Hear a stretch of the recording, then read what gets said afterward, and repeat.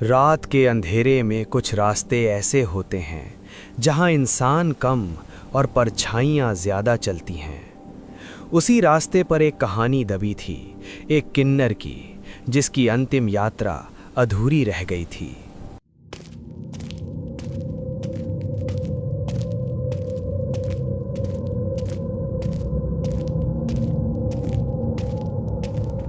यार, ये रास्ता तो बहुत ही डरावना है। सही में जाना पड़ेगा। बस 2 मिनट की बात है राहुल, वही पुराना शॉर्टकट है, रोज ही तो जाते हैं। कभी कभी खामोशी भी चीखती है, और यही खामोशी इन दोनों के पीछे साया बनकर चल रही थी। वो देखा, सड़क के किनारे कोई खड़ा है। कहाँ? मुझे कुछ नहीं दिख रहा। कोई है वहाँ। सड़क के मोड़ पर एक किन्नर खड़ी थी, पर उसकी मौजूदगी में कुछ अजीब था, जैसे वो हवा से भारी नहीं, हल्की हो। बच्चों, इस रास्ते से मत जाओ, वापस लौट जाओ। हमें जाने दीजिए, घर पास में है। नहीं, यह रास्ता खतरनाक है। पास में नहीं, परछाइयों के बीच है। मौत पास में है। नहीं, और जो होता है वो दिखता नहीं।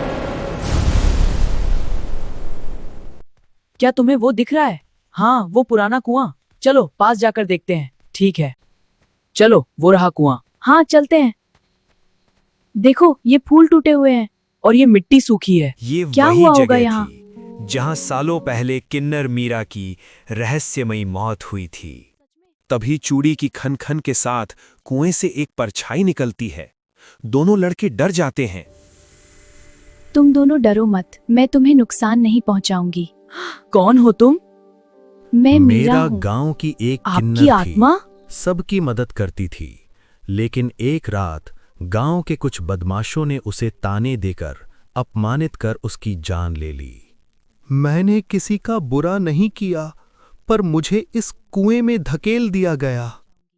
तब से उसकी आत्मा इस रास्ते पर भटकती है, अपनी अंतिम यात्रा पूरी करने के लिए।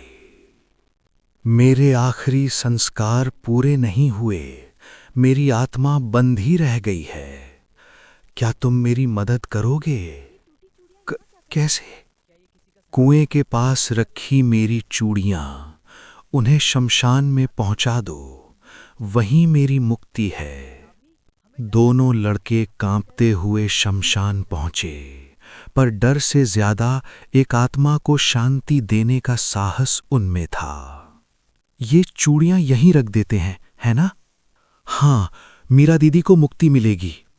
तुम दोनों ने आज एक आत्मा नहीं, एक इंसान की इज्जत को भी जिंदा किया है। कभी कभी डर के पीछे छिपी कहानी इंसानियत से बड़ी होती है। अब मैं अपनी अंतिम यात्रा पर जा रही हूँ। धन्यवाद। अब ये रास्ता उतना डरावना नहीं लगता। हाँ, क्योंकि हम जानते हैं कि किसी की आत्मा को आज शांति मिली है।